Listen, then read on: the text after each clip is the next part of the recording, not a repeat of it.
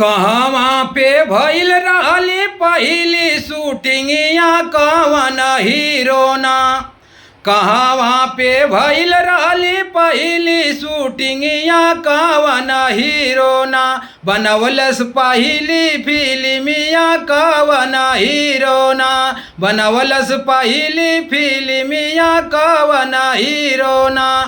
कवन प्रोडक्शन कैले सा पहिली फिल्मिया कवन डायरेक्टर ना। कवन प्रोडक्शन कैले सा पहिली फिल्मिया कवन डायरेक्टर ना।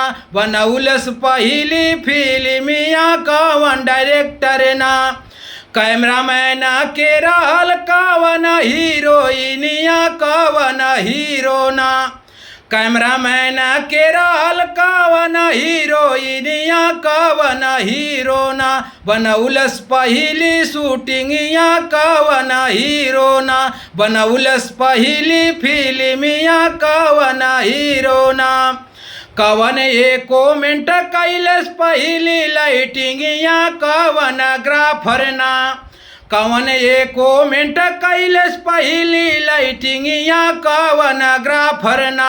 बनौलस पहिली शूटिंगिया कवन ग्राफर ना। बनौलस पहिली फिल्मिया कवन ग्राफर ना। यादव कल्लू लाल कर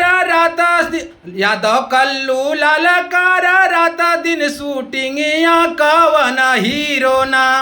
यादव कल्लू लाल कर रात दिन शूटिंगिया कवन हीरोना।